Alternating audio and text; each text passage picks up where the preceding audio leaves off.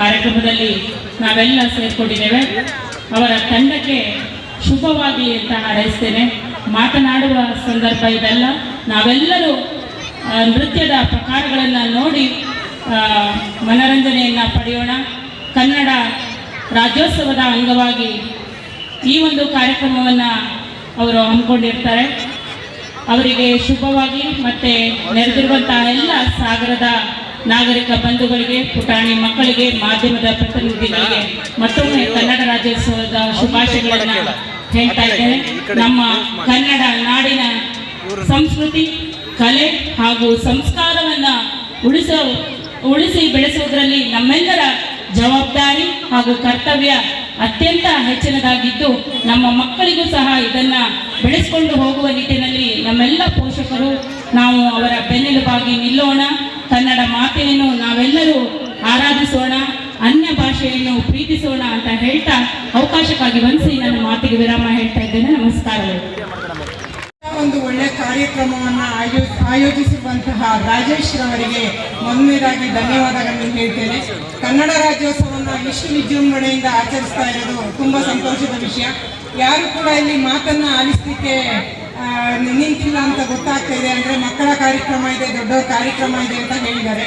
ಆ ಡ್ಯಾನ್ಸ್ ಎಲ್ಲ ನೋಡಿ ಆನಂದಿಸೋಣ. ನಾವು ಕೂಡ ಈ ಕಾರ್ಯಕ್ರಮವನ್ನು ನೋಡಿ ಆನಂದಿಸ್ತೇವೆ. ಇಂಥ ಒಂದು ಕನ್ನಡ ರಾಜ್ಯೋತ್ಸವವನ್ನು ಆಚರಣೆಯನ್ನು ಮುಂದಿನ ದಿನಗಳಲ್ಲಿ ಇನ್ನೂ ಹೆಚ್ಚಿನ ಸಂಖ್ಯೆಯಲ್ಲಿ ಮಾಡಬೇಕು. ರಾಜೇಶ್ ಅವರ ತಂಡಕ್ಕೆ ಶುಭವಾಗಲಿ ಎಂದು ಶುಭಾಶಯಗಳನ್ನು ತಿಳಿಸ್ತಾ ಅವಕಾಶಕ್ಕಾಗಿ ವಹಿಸಿ ನನ್ನ 2 ಮಾತುಗಳನ್ನು ಮುಗಿಸುತ್ತೇನೆ. ಧನ್ಯವಾದ.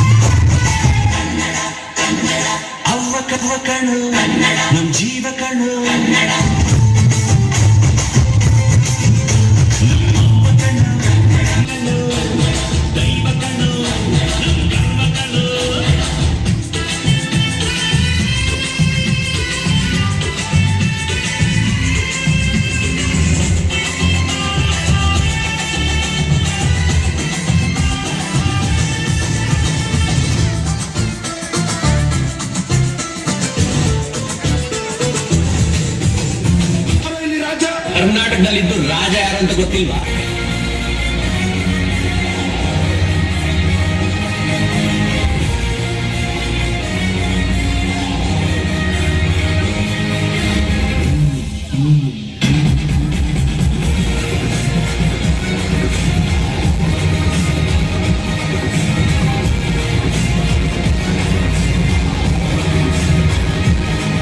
ಕಣ್ಣನ ಕಾಟಣಕನ ಕಷ್ಟ ಹೋಗ್ಬಿಟ್ಟು